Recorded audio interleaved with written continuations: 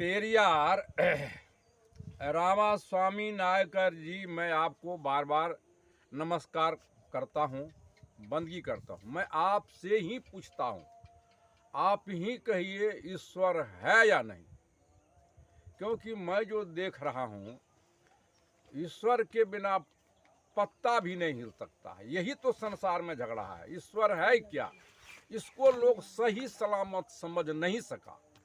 तो ईश्वर प्रकृति के आकर्षण शक्ति सांस है। सांस का ही सत्ता यह चेतन आत्मा है। प्राणियों के अंदर में सूर्य मणि के समान ज्योति जल रहा, जो सबको देख रहा, और वो है तब यह शरीर का निर्माण होता है। पेरियार रामास्वामी नायकर जी महाराज, मैं आपसे निवेदन करता हूँ, तो सांस ही ईश्वर हैं, गॉड हैं, खुदा है। सांस का ही सत्ता चेतन आत्मा संक है। तो सांस क्रिया करती है तब शरीर का निर्माण होता है। तो वास्तविक में लोगों को वस्तु स्थिति का बोध नहीं होने का कारण ही तो इस संसार में जुल्म होता है। पूजा कहीं है, लोग पूजा कहीं कर रहा है। तो पूजा किसका होना चाहिए? तो उनका ही सत्ता चेतन और जड़ है। जड़ सांस है, आज सांस का सत्ता ही चेतन है, जिसको आत्मा कहते हैं। मैं इसको प्रमाणित करता हूँ। आज जैसे चिराग में तेल है, तेल में अग्नि है, कुछ नहीं बिगाड़ता है। सलाई में काठी है, काठी में अग्नि है, कुछ नहीं बिगाड़ता है। परंतु जब हम काठी घास के ऊपर निकाल के ऊपर वाले परत पर घसते हैं, चिंगारी निकल जाती है। आग चिराग से संधि कर देते तो क्या होने लगता है? तो प्रज्वलित अग्नि होता है। लोग कहता है उसको प्रकाश, प्रकाश नहीं है, वो लौ है। और प्रकाश शीशा फोड़ के निकलता है। तो पेरियार रामास्वामी नायकर जी महाराज, मैं आपसे निवेदन करता हूँ, अब तेल जलाता है लौ को कि लौ जलाता है तेल को? आपको कहना होगा। अगर आप कहते हैं तेल जलाते हैं तो मैं कहूँगा नहीं, लौ जलाता है तेल को। लेकिन तेल है तब लौ हो रहा है। उसी प्रकार सर्वेश्वर ईश्वर सांस का सत्ता चेतन है। चेतन जानता है सांस को। आज तो सांस जड़ है, आज चेतन जो है, चेतन जो है आत्मा जो है चेतन है। तो आत्मज्ञान के बिना बड़े बड़े लोग भटक रहा है। तो पूजा जड़ का पूजा लोग करता है, लोग पूजा जानता ही नहीं है जो पूजा क्या। इसलिए तो महामूर्ख है। ईश्वर को मैं जो देख रहा हूँ, नहीं मानने वाला भी महामूर्ख है। मान लिया जाना रहे, वो भी महामूर्ख है। अपने से परे जो मानता है महामूर्ख है। ईश्वर को जो अपने स्वयं अनुभव कर लिया वही एक आस्तिक है। तो पूजा किसका होना चाहिए? वह जड़ पूजा में लोग भटक रहे हैं। उनका काम ये नहीं है, प्रकृति का काम ये नहीं है, सर्वेश्वर ईश्वर का काम ये नहीं है। मैं विनय करता हूँ रामाशंकर पेरियार रामा स्वामी नायकर जी, तो प्राकृतिक जो है ना, वह धूप दे रही है, छाया दे रहा है, हवा दे रहा है, बादल दे रही है, लेकिन बादल बरस रही है। मेर बांधने नहीं आएगा, बीजू पारने नहीं आएगा, हल चलाने नहीं आएगा, हमसे बादल नहीं बरसेगी। और वह रोपने के लिए नहीं आएगा, हल चलाने के लिए, बीज उपाड़ने के लिए नहीं आएगा।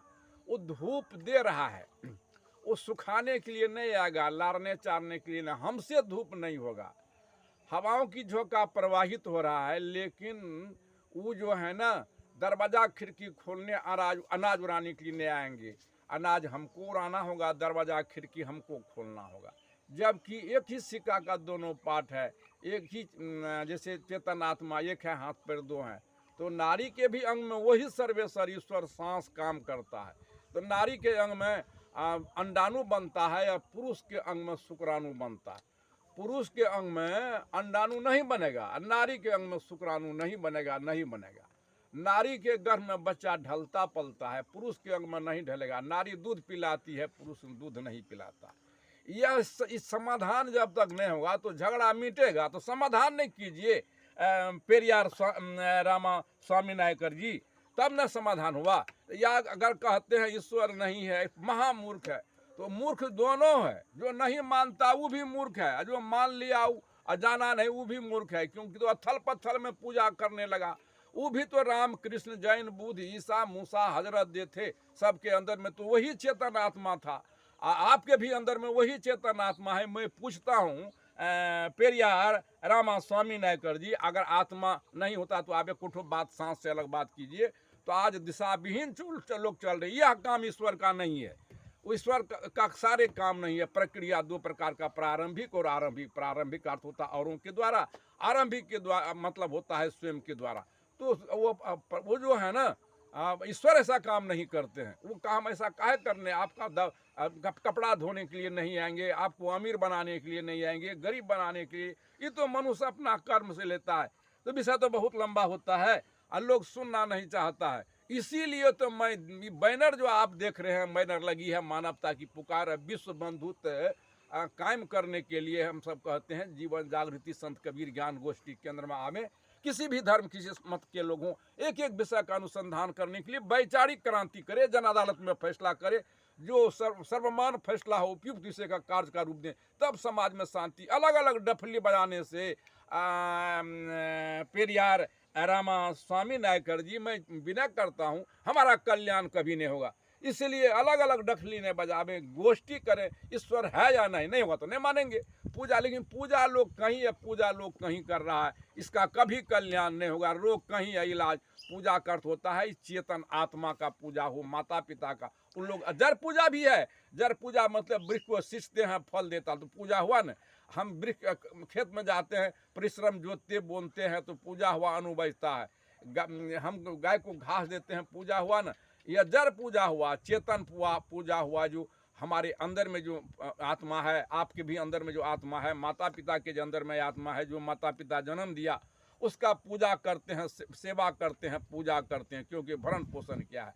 तो दुनिया का लोग तो दीवाना है, समझ नहीं पाता है। मैं सही कहता हूँ तो, क्योंकि आप तो चले गए, आपके जैसे हमको जो समझ में आ रहा है, आपके जैसे बहुत सारे पेरियार रामा स्वामी नायकर जी पैदा ली हैं धरती पर। वो जवाब देने वाले होंगे। मैं उनसे पूछता हूँ, है या नहीं? उनके बिना वास्तविक पता नहीं। वही कण कण में आप निर्माण कर सकते हैं प्राकृतिक से अलग? एक उठो बात कहिए तो। यही तो जुर्म का कारण है, यही पतन का। इन्हीं शब्दों में मैं विराम देता हूँ, आपसे पूछता हूँ।